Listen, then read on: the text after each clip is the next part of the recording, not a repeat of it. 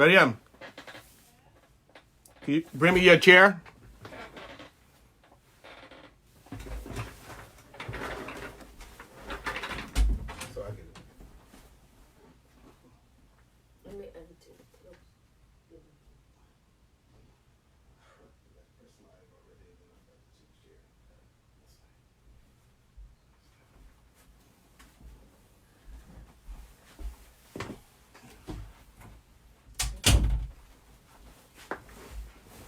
Okay.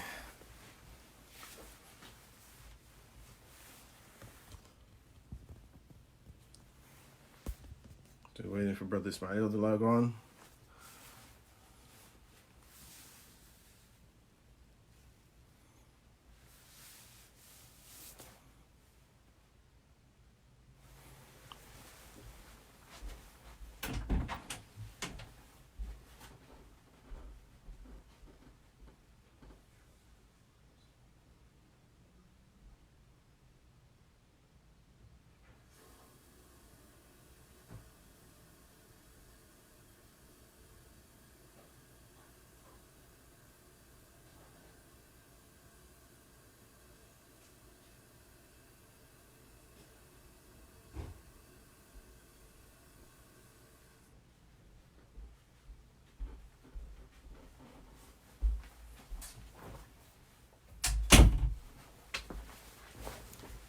Okay.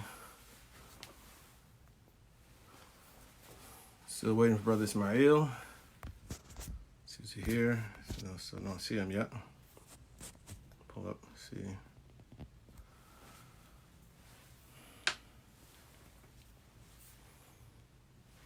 So nothing.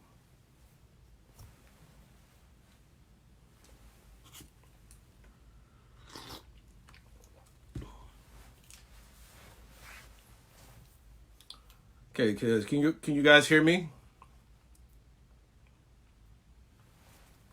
Somebody should indicate if you can hear me or not.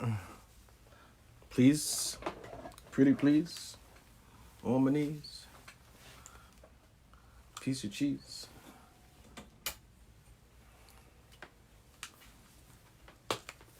Can you hear me? Yes, thank you. Thank you very much. Thank you very much. Okay. Still waiting for Brother Ismail to sign in. Thank you. Thank you, Brother Khalil.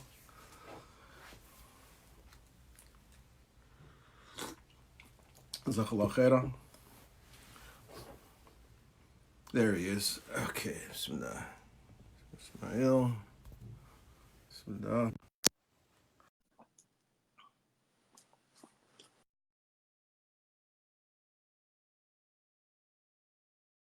Assalamu alaikum. Wa alaikum assalam wa rahmatullahi wa barakatuh.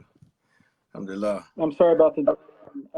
I'm new to this to Facebook, so I don't know much about it. It's okay. I haven't been on for a while either, so I thought I knew it better than I actually do, but alhamdulillah, it all worked out. So inshallah, I'll begin. So bismillah ar-Rahman ar-Rahim. Alhamdulillah, Rabbil Alameen, wa salatu wa salam ala ashraf al-anbiya wa sayyid al-mursaleen, nabiyina wa habibina Muhammadin wa ala alihi wa sahabati ajma'een. Assalamu alaikum wa rahmatullah wa barakatuh. Thank everyone for joining us today. Today we, at the Lamppost Education Initiative, we are taking the time to spend on an extremely important, very sensitive topic. And the title of today's conversation is LGBTQ, Muslims, and religious freedom. I'm Abdullah bin Hamid Ali. I'm hosting today, I guess you could say, this particular conversation. And we have with us Brother Ismail Royer. And I wanted to first his bio, in case some of you are unfamiliar with him. But Ismail Royer serves as the director of the Islam and Religious Freedom Action Team for the Religious Freedom Institute. Since converting to Islam in 1992, he has studied religious sciences with traditional Islamic scholars and spent over a decade working at nonprofit Islamic organizations. His writing has appeared in publications such as the Washington Post, the Journal of Religion and Society, Public Discourse, Detroit Free Press, Jum'ah, Muslim Matters, and the Catholic Thing. So, alhamdulillah, we have with us today a very beloved brother to me, Brother Ismail. Actually, Ron, why don't you remind me of like when we first met? You know, what was that? How did we come to get to know one another? I think I first met you at the Diyanet Center in Maryland. Yeah, my wife and I and my two sons, and now I have 3 sons, but my 2 sons at the time, came and watched you give a talk. But I had been following you and others from Zaytuna and from Lamppost for a long time. It's a real blessing to have gotten to know you, alhamdulillah. Alhamdulillah. I really couldn't have imagined a time when we have this kind of working relationship. I'm really and glad and honored. Alhamdulillah. This wonderful. I remember that meeting, the encounter, and actually I want to add to your bio that you recently became a part of the board of directors at Lamppost Education Initiative. So we have you in addition to your wife, Sister Noura Gouda, has joined Lamppost team. And inshallah, we hope to do some very amazing things moving forward. Before I move on to today's topic in relationship to the Supreme Court legislation, and I just wanted to introduce this by reminding and perhaps alerting some younger people to the history of Muslim, I guess you would say, political involvement in the country. And I guess I'll just really focus on the last 16, 18 years. And I think that, and perhaps you would agree or disagree with some things here, but it seemed to me that over the past 16 years, and especially during the Bush and Obama years, that for Muslims, the most significant threat that we saw to our religion and our religious tradition, our teachings, our morality was from the right, the political right, the conservatives. And that had a lot to do with, in my opinion, the legislation which had been, they were attempting to pass through what they call the anti-Sharia legislation. They were attempting to pass through, trying to delegitimize Islam as an actual religion, trying to ensure that Muslims don't have the same sort of rights to vote or to marry and divorce or conduct many of their our affairs in the same way and with the same freedoms that everyone else in society has. But all of a sudden, 2016, Trump is now on the verge of winning. At least that's the realization on apparently on the side of the left. And then there was this shift, all of a sudden an embrace made by the left of Muslims, and we have to understand and remember that this particular embrace wasn't a long process. It seemed to be overnight, that all of a sudden Muslims are acceptable people, and apparently because Muslims could help them win or win the race. At any rate, so now we're faced with the situation where with so many Muslims who've embraced the left, they have also embraced many of the mores, I guess you say, of the left, and very recent reports coming out about Muslims, supposedly more than 50% of Muslims nationwide more accepting of gay marriage, for instance. So why don't you, I guess you say, run us through this, the case in the Supreme Court right now.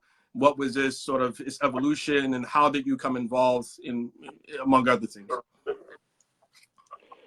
So there have been a series of cases in the past few years dealing with the issue of the LGBT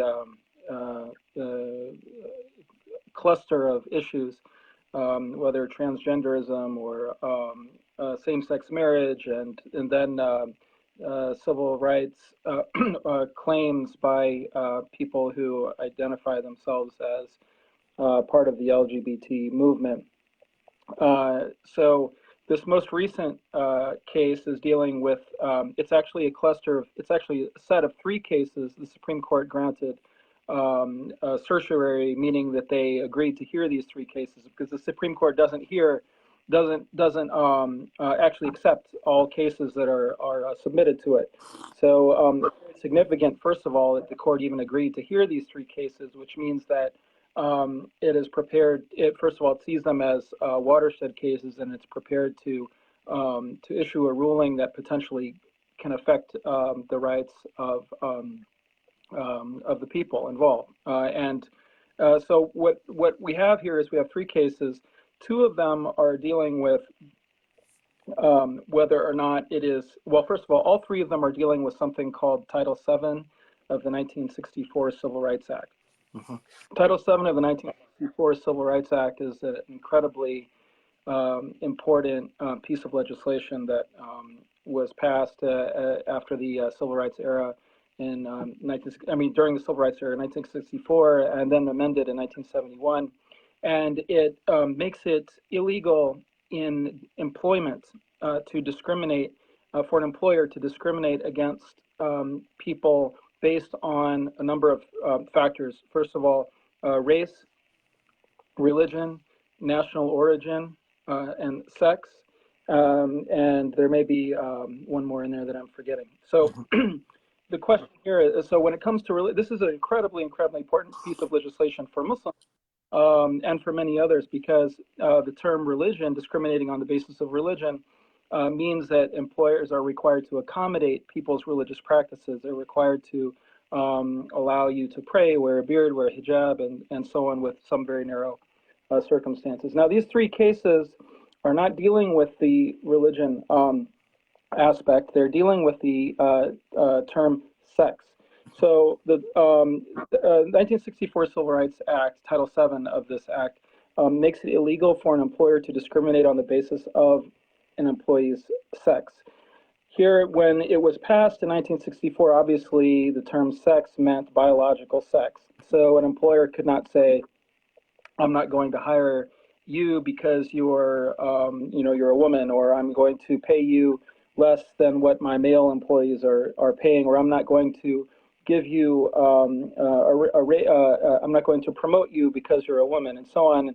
So it made that illegal. Now, with with the rise of the gay rights movement and transgenderism and so on, the LGBT movement, there has been a push, very calculated and very, I think, intelligent move on their part to try to have the term sex redefined to mean two things. Number one, to mean not biological sex, but to mean gender identity. That is how one feels. So a biological male says, I actually am a female, and then being required to be treated as such. Mm-hmm. And also, the term sex has also been argued to mean as well sexual orientation. So if someone is identifies himself as a homosexual or gay or lesbian, in order to the push has been to try to get the courts to interpret sex in the Title VII of 1964 Civil Rights Act to prevent discrimination, prohibit discrimination on the basis of sexual orientation. Right. So that's important. I'm sorry. So, no, go ahead. Yeah. So now, okay. So as of right now, there is no federal law that makes it illegal for an employer to make employment decisions taking into account someone's sexual orientation or someone's gender identity. There is no explicit law like that. Now, what's really critical, though, is that some courts have agreed with this argument. Some federal courts have agreed and said that, yes, the term sex in the 1964 Civil Rights Act does, in fact, cover sexual orientation and gender identity, even though they acknowledge that Congress had no intention of including these two as protected classes in the 1964 Civil Rights Act, but with some creative interpretation and some a philosophy of judicial a judicial philosophy that allows sort of expanding the meaning of statutes beyond what the legislature intended. These courts have interpreted this law to make employment discrimination on the basis of gender identity and sexual orientation to be illegal. So as a result, in areas that are covered by the jurisdiction of these courts, for example, the Seventh Circuit, which includes Illinois and others, Wisconsin, or the Second Circuit, which includes New York and New Jersey, that, excuse me, not New Jersey, but includes New York, Connecticut, and so on, that in those areas it is illegal for businesses to discriminate on the basis of this of sexual orientation, gender identity under that rubric of sex. So what these cases are doing here, these three cases, they are employers that have been found to have violated the 1964 Civil Rights Act by discriminating on the basis of gender identity or sexual orientation under that interpretation of sex. And because there's this clash between federal courts, they have asked the Supreme Court to clarify what does sex mean in this statute. Yeah, this sounds, thanks for that. Very, very good, summary of things. And it sounds similar to what was happening with the gay marriage debate, where there was an attempt to, a successful attempt to redefine what marriage was to begin with. So it's like, okay, well, you redefine marriage. Marriage is not only between a man and a woman. It could be between a man, and woman, and woman. And then all of a sudden, the court sort of follows suit and eventually reach to the Supreme Court and actually rule in favor of gay marriage. And so similar tactic apparently is being utilized, at least from my vantage point, is to say, okay, well, sex is malleable, it's not immutable. That if I identify as a woman, then I'm a woman, and you have to accept that. If I identify as a man, as man, you have to accept that. And so, or also with regard to homosexuality, then it sort of leaves room open for the possibility that eventually the Supreme Court actually may rule in favor of this. And of course, that would have a major impact on religiously oriented businesses and institutions, and that, at least from my understanding, and that it would, because one of the cases in this case, this one was one of those three cases related to a funeral home, right? And it was a case where the funeral home was a religious institution, and they had a certain dress code for men and women. Women were required to wear dresses, women were required to wear pants, and on one particular day, a male employee had decided that he was going to transition to a female, and then told the employer that on Monday, for instance, I'm going to come in, I'm going to be wearing a dress. And so an employer told him that, well, no, you just don't come into work, because he believed that it was going to cause an undue burden to the his clients and people who would come there. The people already traumatized by the loss of a loved one, and then they have to do with looking at a funeral home director who actually is a man dressed in a woman's clothing, right? So fundamentally you couldn't discriminate there, and it actually might lead to in Muslim institutions where, let's say that one of the non-Muslim employees in the Muslim institution decides, or a Muslim employee decides one day, you know what, I'm going to start identifying as a gay person, right? But these institutions have the code of ethics and say that, hey, well, like for instance, where I work, Zaytuna has a code of ethics that doesn't allow for people to become involved with drinking wine and sleeping around and things like that. So if we define people who are involved with those type of activities, they can be fired, you see. But because of this type of legislation, it could threaten all of our Muslim institutions, which really begs the question of who actually is the greatest threat. Is it really from the right or from the left, you see? And I think that that's one of the things we're constantly going back and forth about. And for many Muslims, they seem to think that we're really threatened from the right. And even if you hold up, anti-Sharia legislation, which has supposedly been, I'm going to say supposedly, but apparently was been promoted by about 3% of the GOP, that how much of the Sharia do these Muslims actually care about? What do they really care about? In terms of Sharia to even begin with. So why would they be a threat? Why did GOP be a threat if you don't care about the Sharia to even start with? Well, what I can say about the anti-Sharia legislation is it really is more of a sort of because of the fact that, first of all, U.S. courts don't apply Sharia anyway and cannot apply Sharia anyway, that for the most part, it really was more of an expression of sense of hostility to Muslims more than an actual practical result. I mean, I don't know of anyone in any jurisdiction that was where this was passed that actually had any practical impact on them whatsoever. I mean, it certainly is a nasty. It's a nasty kind of expression of this paranoia that Muslims are trying to take over the United States. Yeah. And that's just interesting in that. Okay, well, they're mean to us, but those on the left, they're nice to us, and but you know, and they're more accepting. Actually, in October, you were at the Supreme Court building, and you actually were there to offer a speech, and I wanted to play this.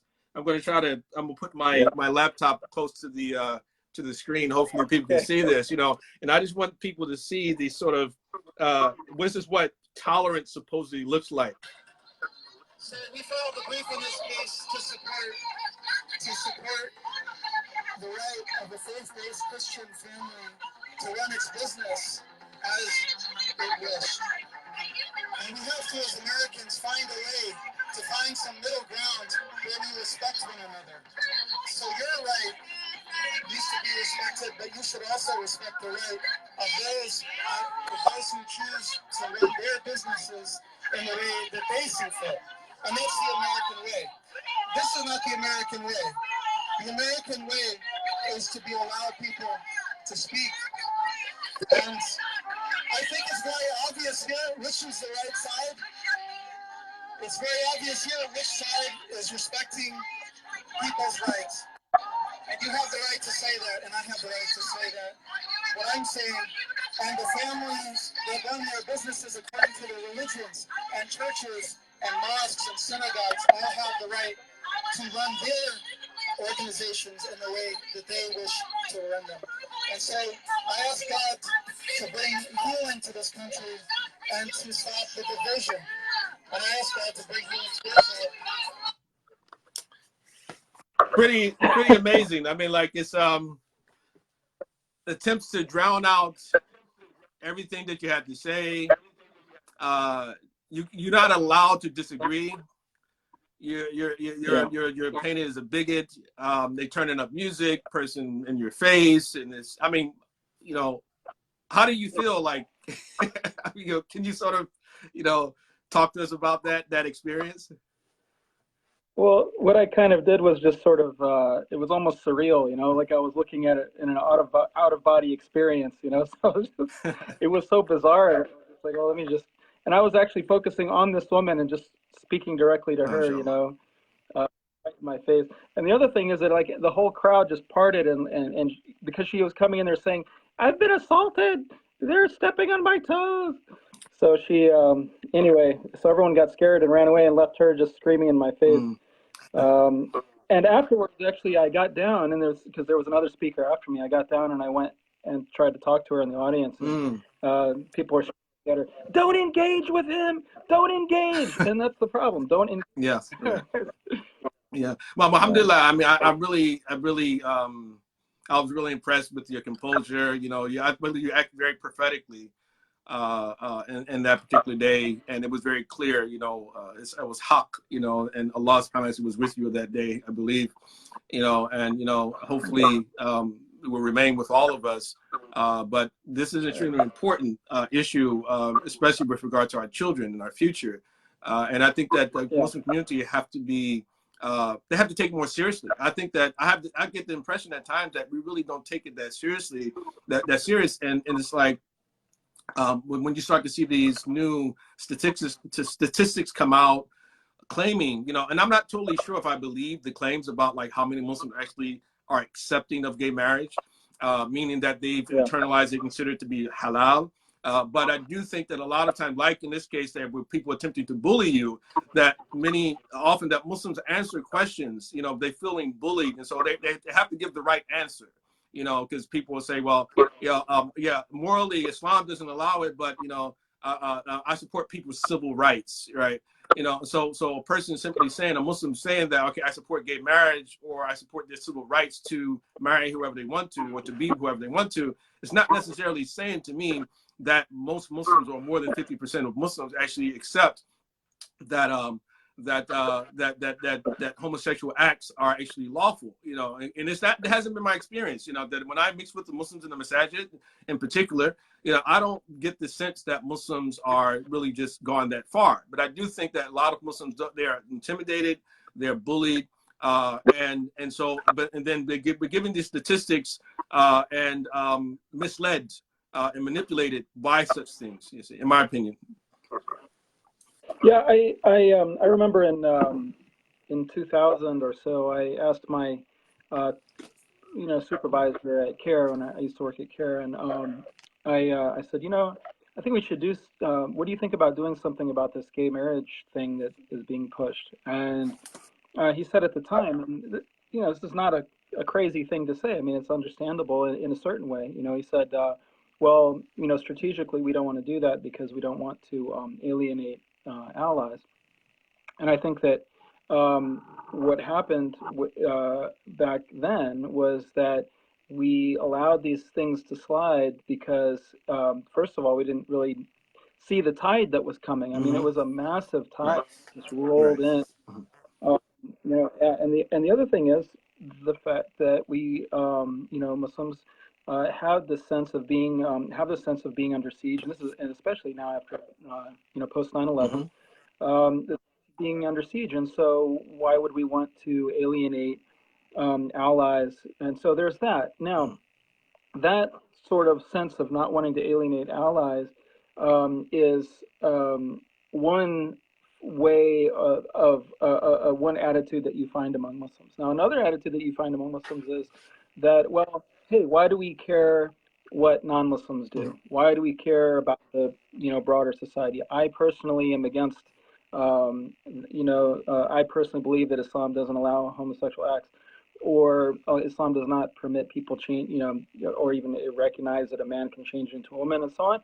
But what difference does it make to me in the broader society if that's what goes on? And then the third possible way of looking at this is that, well, who cares? I mean, who am I to judge that that's wrong or right? Islam doesn't necessarily.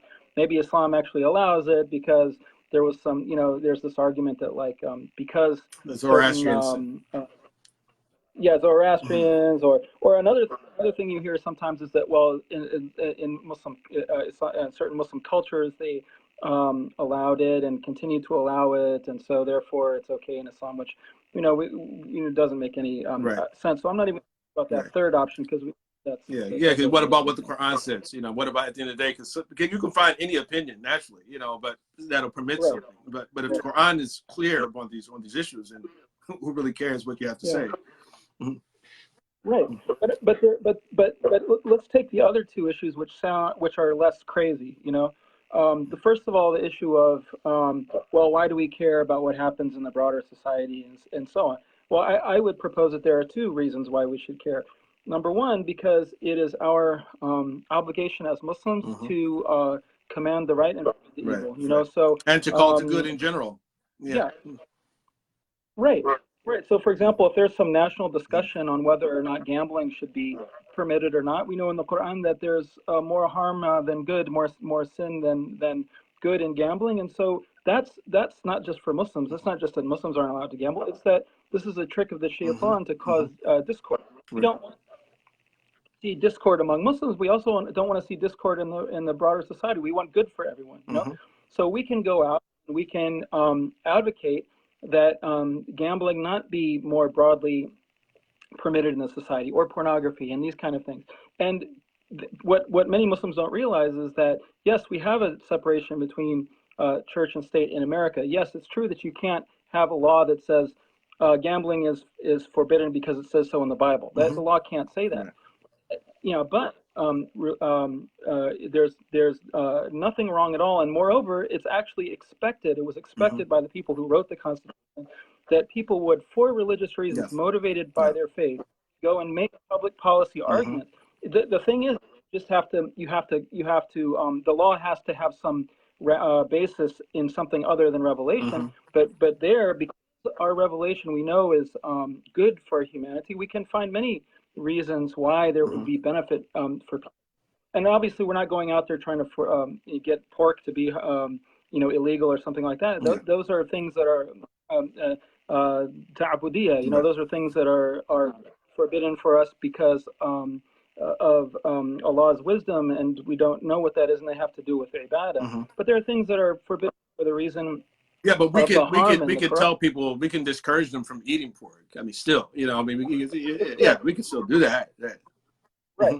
Yeah, exactly. But we're not going to get involved in some kind of legislation. But when it comes to something like gambling, pornography, and these sort of sexual deviations and so on, then we have an obligation to say what's right and what's true, because we care about the goodness of people. Now, the other thing is, because it is absolutely delusional to think that we can live in a society where this sort of where evil is seen as good and harm is seen as beneficial, and that's not going to enter our homes, and that's not going to affect us.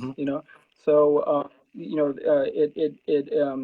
they'll come and they'll start forcibly introducing curricula in your schools, which have begun to, and so on. So we cannot be silent on these when we see waves of change for the worse and coming across the country, and think that we are going to be isolated. Yeah, and I think that's the most important point right here that you mentioned. You mentioned at the end about like forcing being compelled to accept certain things, and so you can say, okay, well, it's not my business. People can go do whatever they want to do. I say, yeah, sure, they can, but once they come to me and they start to tell me that, listen, that you're required to teach your children this, that you're required to accept this, and if you don't, you're going to be blacklisted, or you're going to be fired, you're going to lose your job, you're going to be shut down. And so it's like, and it's really interesting. It's like on one hand they're arguing that, okay, well, discrimination from employment for them, but then all of a sudden they're willing to threaten your employment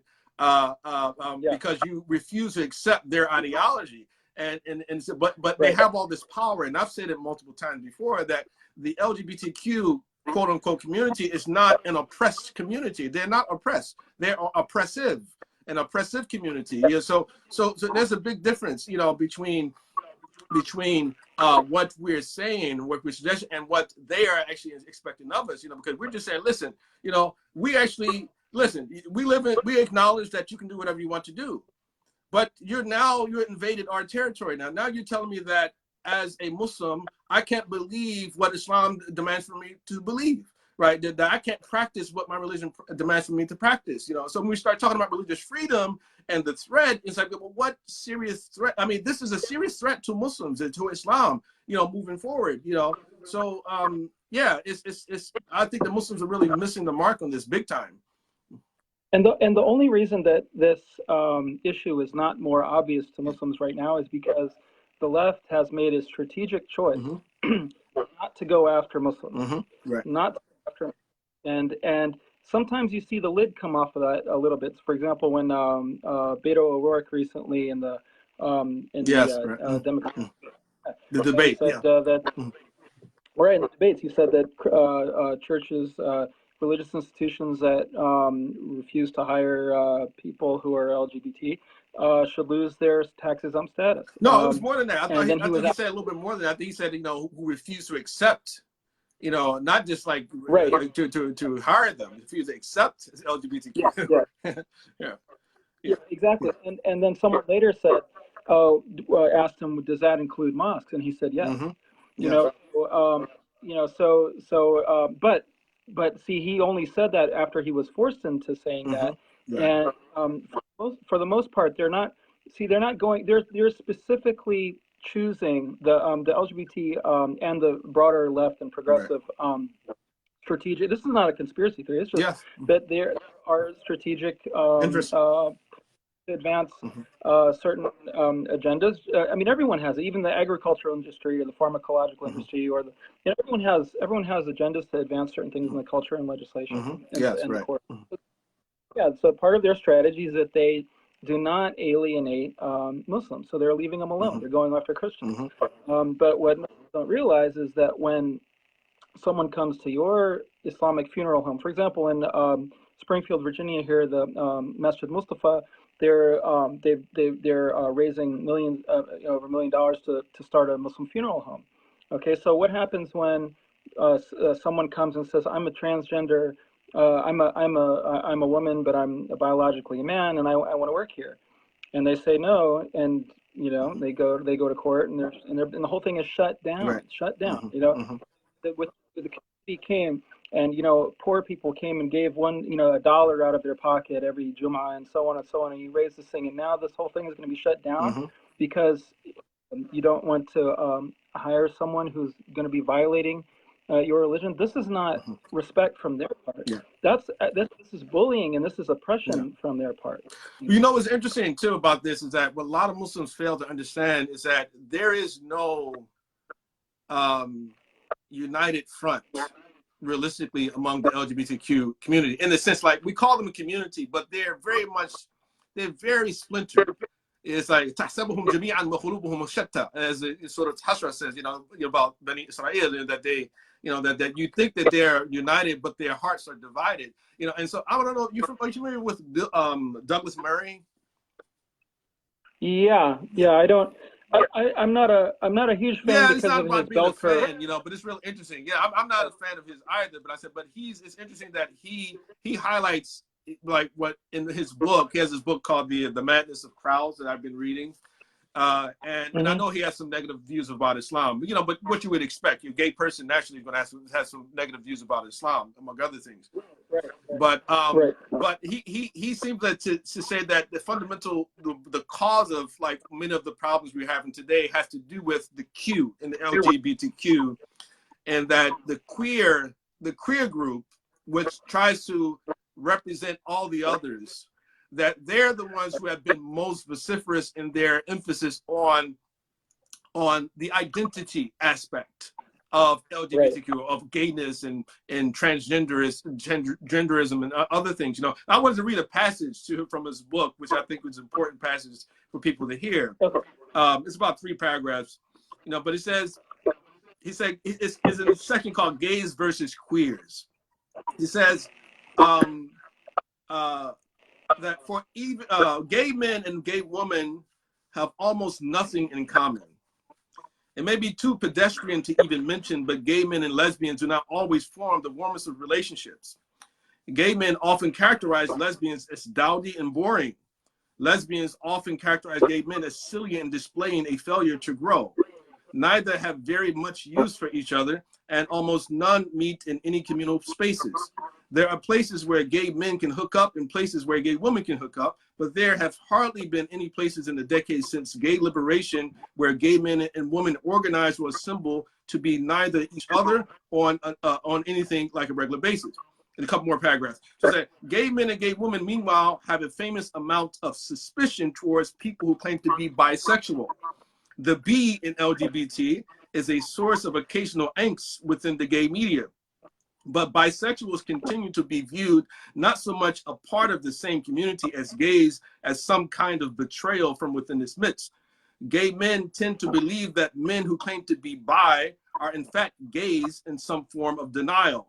Bi now, gay later. And while a woman who sometimes sleeps with women will often get a hearing from male heterosexuals, few women react positively as partners to men who also sleep with other men. The question of what any of these people, gays, lesbians, or bisexuals, have to do with people who decide to try to swap genders is a question for another chapter. But it is worth bearing this internal frictions. It is worth bearing these internal frictions and contradictions in mind when people talk about the LGBT community or try to co-opt it for any political purpose. It barely exists even within each letter of its constituent parts. So fundamentally, it just was challenging this sort of unified view of this group of people, you see. And I think Muslims make that mistake as well. And I think that it helps to deepen our commitment to the community, but thinking that they're unified and they're all on the same page, but they're Republican gays or they're Democrat gays. You have everything. So, yeah.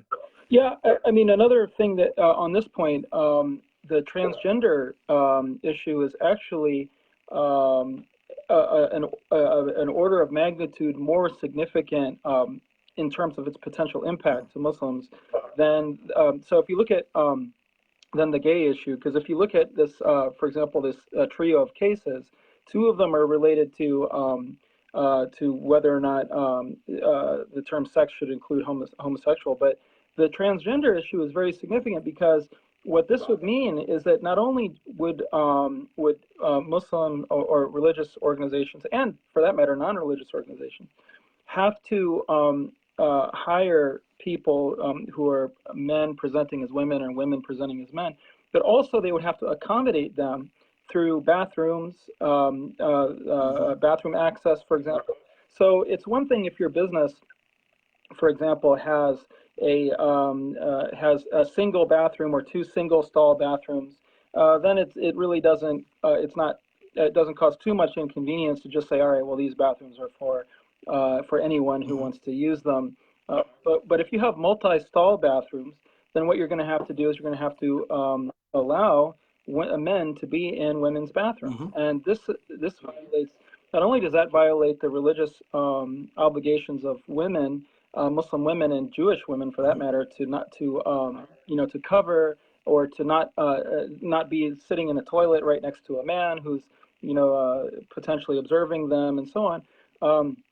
But also, it's going to require a lot of modifications by the business owner and so on and so on. And so this actually affects not only Muslim businesses and Muslim organizations, but this affects Muslim women wherever they go. So let's say they go to a gym, and the gym is it has a women's locker room, and now they're going to have to require men to be in the women's locker room, and this actually became a very significant issue in the oral argument when the Supreme Court was hearing argument on these cases, and the justices really drilled down on this. And what's really interesting is that, for example, Ruth Bader Ginsburg, who many people would assume is going to go along with the employees who are suing the employers in this case.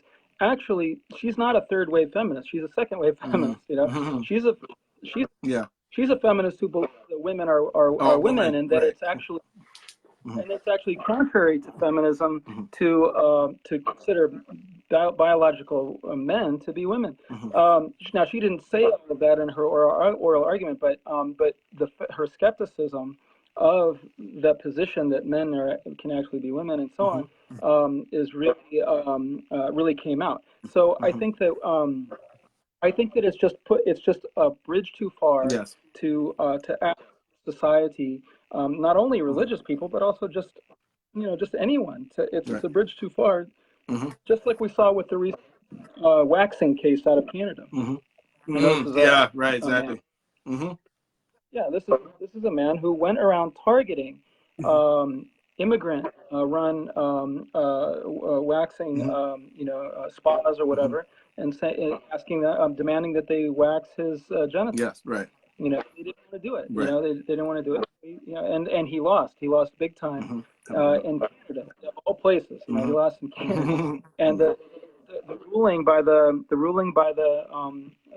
tribunal there was just like incredulous. This is ridiculous. Yeah. There's been multiple cases like this. I mean, of course, probably the most prominent, the first one that rose to prominence was the case of the gay birthday cake issue, which in the mainstream and amongst Muslim circles largely as well, the narrative is that this gay couple comes into the bakery and they ask the guy to make a cake for them, and he refuses them service because they were gay, which is totally false. That's not what happened, as we know, but Muslims, that's the narrative that they have, and they continue to present it, so it's like, well, what happened was that the guy said, listen, okay, yeah, I'll make you a cake, but I'm just not going to make a cake that says, congratulations, John and Harry. You know what I mean? I'm just not going to do, or put, a statue of two men on the cake. So, but I'll make any cake for you. You can do all that yourself if you like, but I'm going to make you a cake, so. Right. Yeah. Or the recent case of Arlene's Flowers, which is out of Washington State, which I also helped file a brief in as well. So this is a case where a woman had some gay customer, and she has had this customer for many, many years and had no problem giving, selling flowers to this customer. Well, the customer comes in one day and says, I'd like you to provide flowers for my gay wedding. And the owner said, I'm sorry, I can't do that, because of my religious beliefs. It would have required her not only to sell her flowers, but also to set the flowers up and essentially participate in the wedding. And you just refused. And so the Washington State Supreme Court found her guilty of violating the state anti-discrimination law. And now that's before the Supreme Court also. So I mean, and then multiple cases. I mean, this case, the hysterectomy request from the Catholic hospital. There's right, the woman, she was a biological woman. She's transgender identified, and goes to the hospital and wants to have her ovaries removed. Healthy ovaries in the hospital, because they had a special policy, religious policy, they refused to remove healthy ovaries from the woman, and so she took it to court, and it's all intentional. It's all like planned, and you can really just tell that. And then there's another case in Texas right now with the father who was having a battle with his wife. They were divorced. I think his son was 3 years old, and then now the son is 7 years old. When they got divorced, he was 3, and so the mother started to teach the little boy that fundamentally that he was a girl, and so now they're trying to obligate the father to sort of yield to the decision to have the boy be given hormonal therapy, or they call it therapy, which is not, but totally pretty much sterilize the boy and do things so they can transition into a girl, at 7 years old. So multiple cases like this. And in the same way that Muslims are obligated by their religion to care about, for example, children separated from their parents, on the border and so on, we are also obligated. How can we just stand by and watch this sort of harm being inflicted on young people and not do anything about it? How can we allow this to spread, this madness? And it's really just sort of an unraveling of decency and reality, the concept of reality itself. How can we allow that just to unravel and sit back and say, oh well, how does that affect us? I mean, it affects us. Yeah. And I think that there was a time. I'm sorry, go ahead. You were trying to make a point. Go ahead. I'm going to say that the brief that we filed and that you signed on to as well, and Sheikh Hamid Khalwadia and the brother Mubin Vaid helped us on, and others helped in that. That this brief is actually, and this was your wording, by the way. This was your wording that was very good. That was we said that the law has to be based on reality. I mean, this is essentially a rebellion against reality itself to say that a man is a woman. It's so yes, right. We uncomfortable as it might be, we have to take a stand, and we have to say this is our position on this. Now, the left, we will work with you on all kinds of things. We'll work with you on criminal justice reform. We'll work with you on the environment if it makes sense. We'll work with you on animal rights if it makes sense. But and poverty and so on. But we're not going to accept all beliefs. We have our own integrity. We have our own principles. Yes, right. And we will those who on those issues where our principles align, and we will respectfully oppose or at least sit out when those when our principles don't align. Right, right. Yeah, I agree. Yeah, and it seemed to me, and what I wanted to make earlier, which is similar to what you were already saying, is that there was a time when, of course, when the whole gay marriage debate started, that it seemed easier to just simply say, I'm just going to sit out on this one. There's no need to be concerned. All they're talking about is about getting married. And a number of Catholic organizations were opposed to the passage of the new legislation and its approval by the Supreme Court. And they would argue that they said, well, if you start here, it's going to have a snowball effect, and then next they're going to start trying to indoctrinate your children into these things and into the educational realm. And they were saying, no, we're not even talking about that. We're only talking about marriage. They said that's the only thing we're concerned about. But now we see that it's devolved into what it is right now. It's exactly as people have suspected. And the same thing has been said now with regard to this particular brief by some of those individuals, the opponents of it, who would say that, okay, no, we're only talking about employment. That's all we're concerned about. We're not talking about sports and locker rooms and that. We're just talking about employment right now. You see, but it's going to boil over or sort of spill over into all those other areas as well.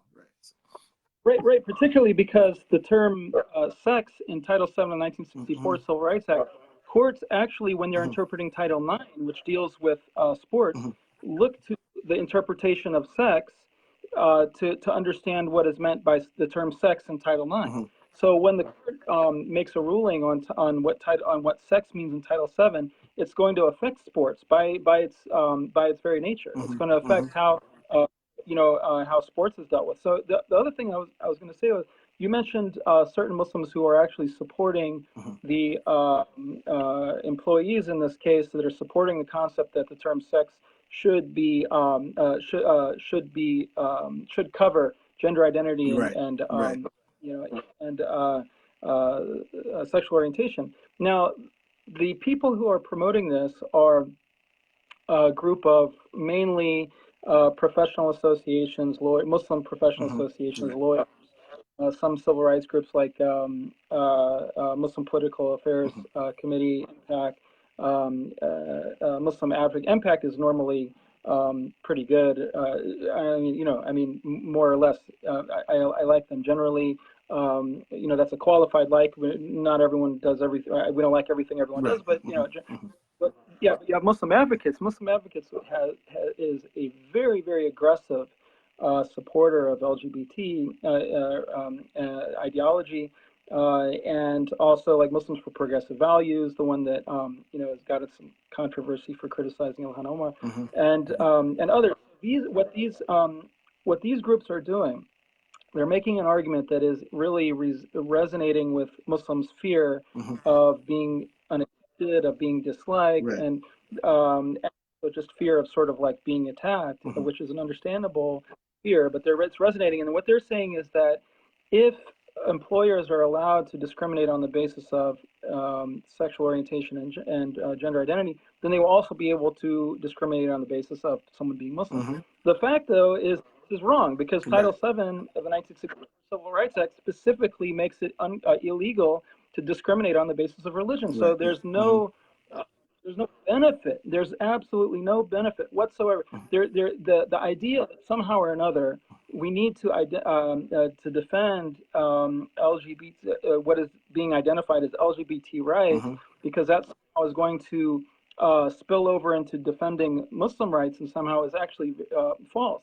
And another thing I noticed is that what these groups are not realizing is that even if they're worse, I'll give you an example of where what they're saying might actually be correct. So, for example, I, as a Muslim, I go to a carpenter and I say, I would like you to put a roof on my mosque. And he says, well, I apologize, but I'm a Christian, and I believe that putting a roof on your mosque is going to be, be sinful to me, because I'll be, and so it's possible that someone like that, if there were a ruling in favor of people saying, well, my religion won't allow me to or someone who's homosexual, whatever, that could or to serve serve a cake to make a cake for someone who's homosexual for a gay wedding, that this same argument could be used in this situation.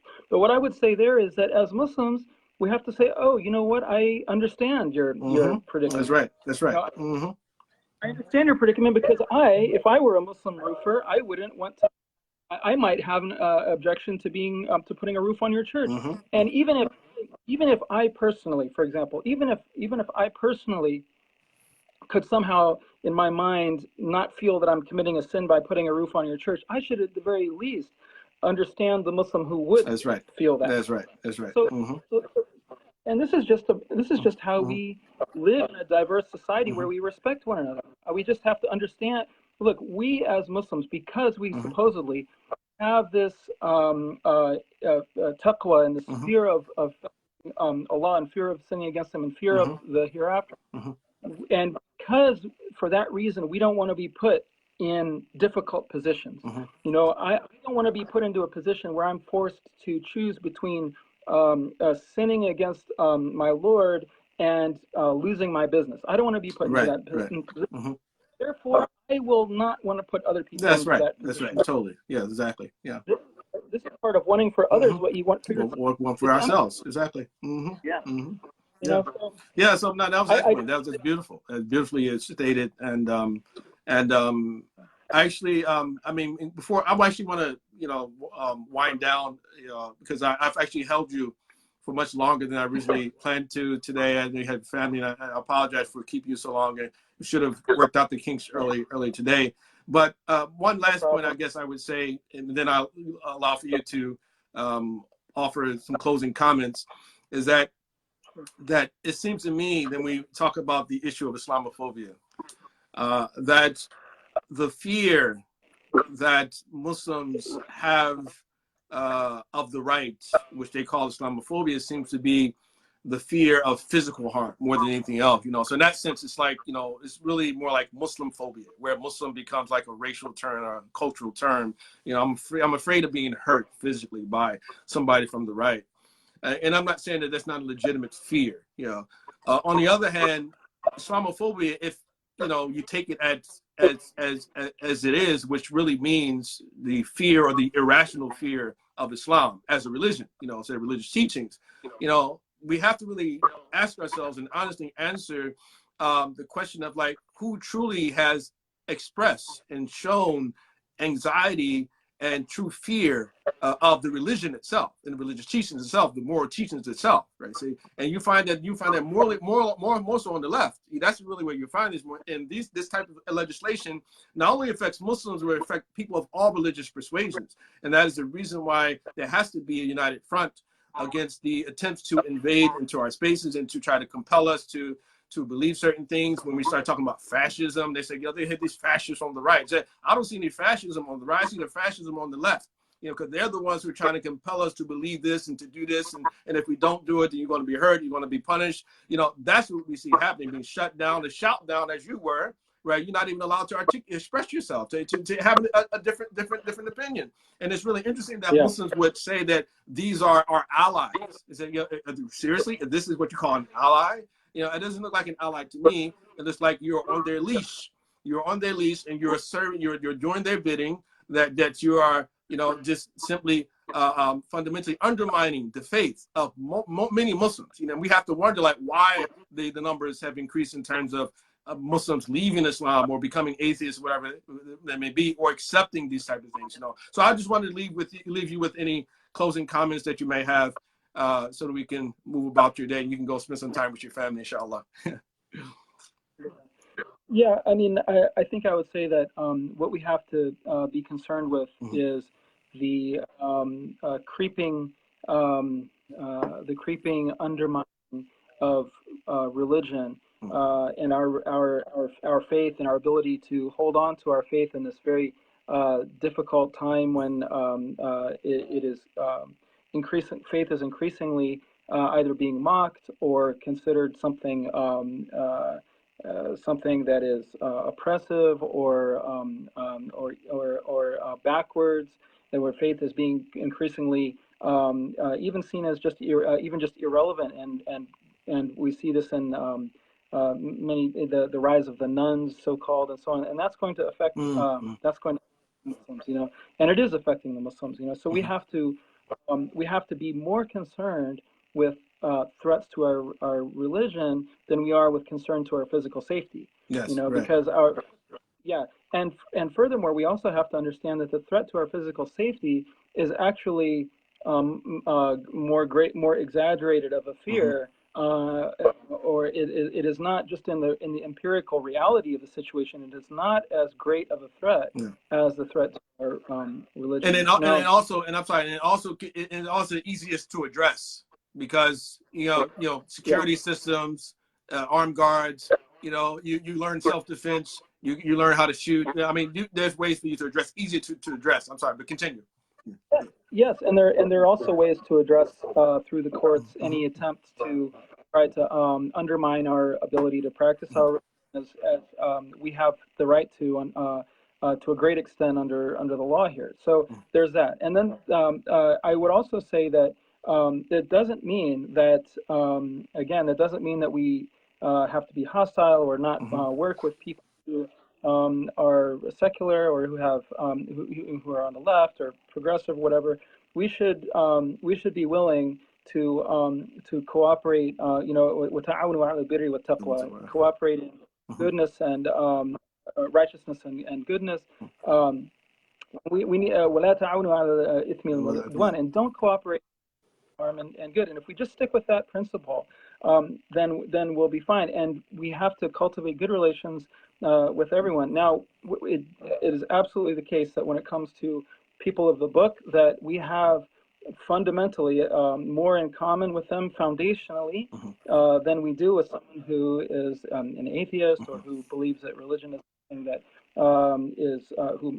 something that should not be part of public life.